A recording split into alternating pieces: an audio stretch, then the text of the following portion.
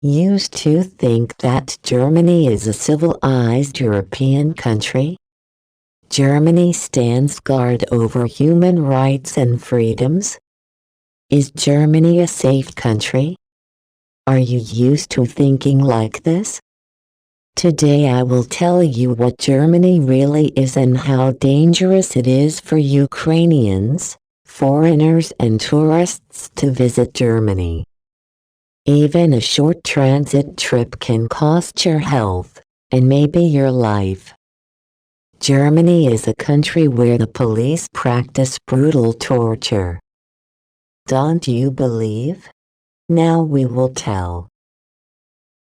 On March 4, 2022, the European Union Directive entered into force about temporary protection, which guarantees immediate protection of Ukrainians in the European Union. Directive 2001/55/EC of July 20, 2001. Link in the description below the video. According to Directive, all citizens of Ukraine can be granted temporary protection in any European Union state.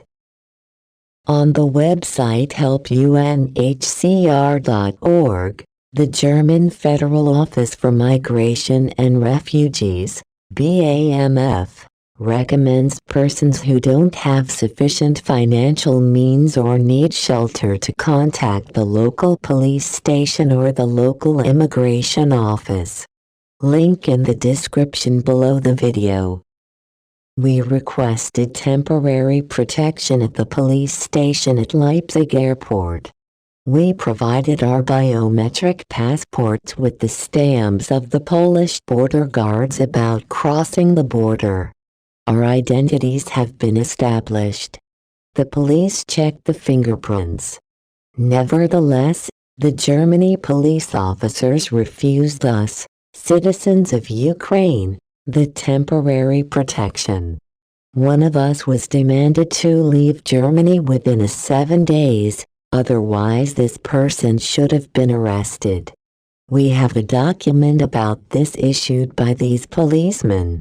This document says that one of us cannot move around the Schengen area. In this way, it was possible to leave Germany only by airplane, which we wanted to do, but these policemen themselves did not allow us to do so. But the website of the BAMF, Federal Office for Migration and Refugees, write that after February 24, the start of war in Ukraine, Ukrainian citizens can stay freely in the European Union or move within the European Union with a biometric passport for 90 days for all countries of the Schengen Agreement. Link in the description below the video.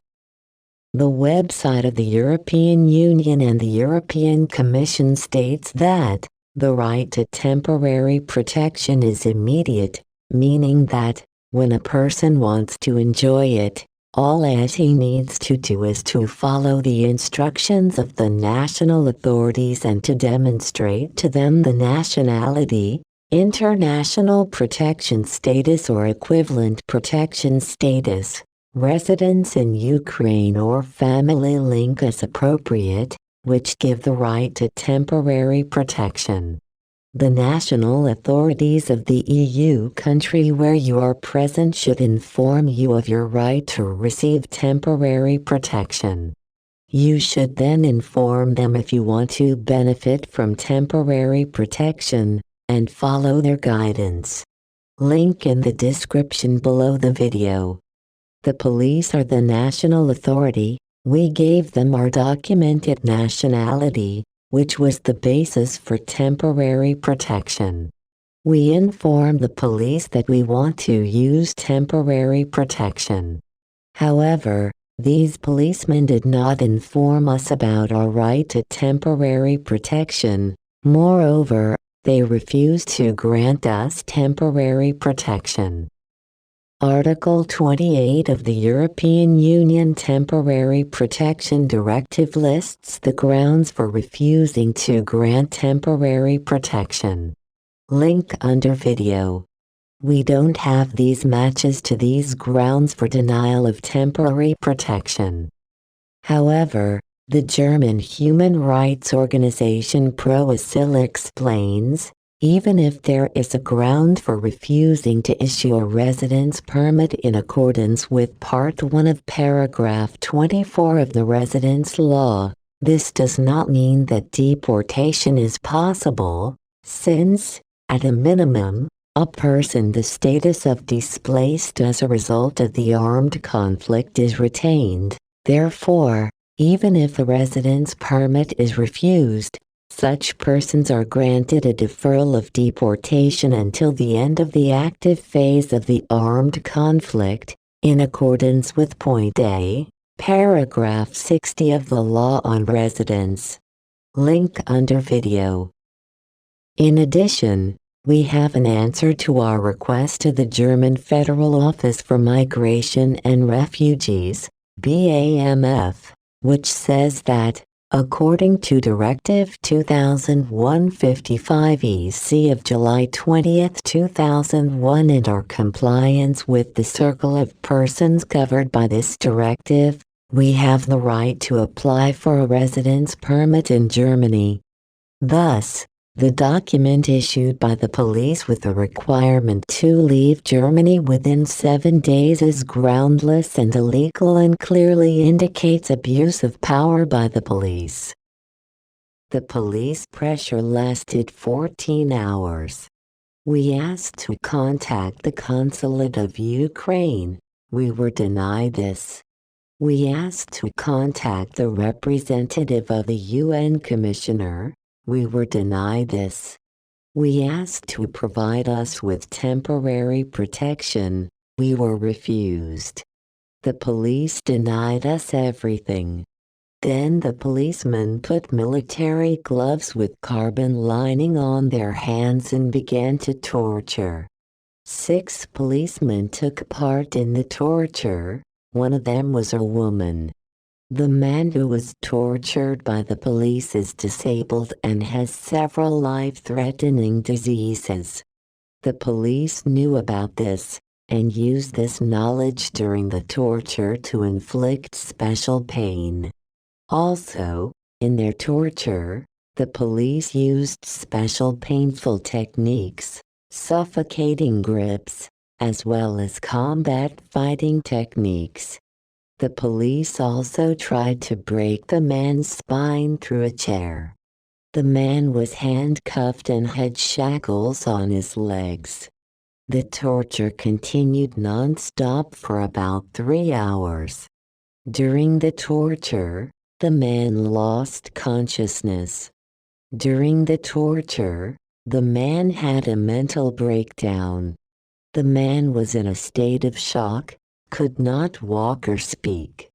Fearing the death of the man, the police dragged him out into the street, threw him on the sidewalk and left him unconscious in a helpless state.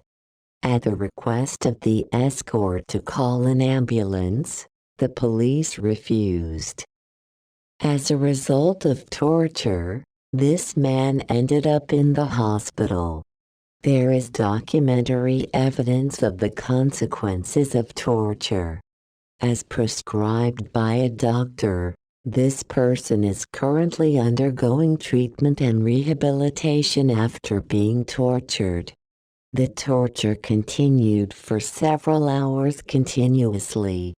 This led to serious dramatic consequences. We believe it was a serious crime. In connection with the above, the actions of the police clearly contradict the EU Directive on Temporary Protection, which guarantees the immediate protection of Ukrainians in the EU. Based on the current legal provisions that we have indicated above, we were entitled to receive temporary protection in Germany. However, the German authorities, and the police, a legal representative of the authorities, contrary to the existing legal regulations, deprived us of the opportunity to obtain temporary protection and put our lives in danger.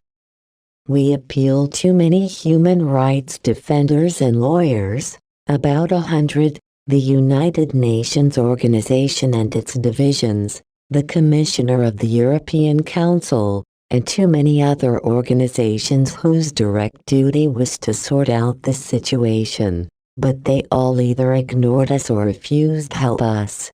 Apparently that we described as a very uncomfortable topic. Laws do not work for Ukrainians in Europe. Ukrainians have no rights in Europe. The handling people in Europe is cruel and inhumane.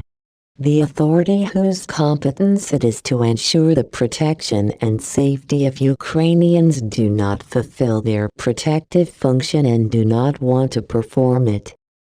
Now in Europe we feel in danger although we got temporary protection in another European country. The torture and moral wounds left by the German police, the shock of the situation and the inability to protect yourself, all of this do not allow us to feel like full-fledged members of society whose rights are guaranteed. This danger will increase if we try to solve this problem of ours and do not keep silent about it. Since it was not possible to protect ourselves with the help of legal protection, we see the only way to protect us is in the publication materials that were written above. We also think that the world community should know about everything we wrote.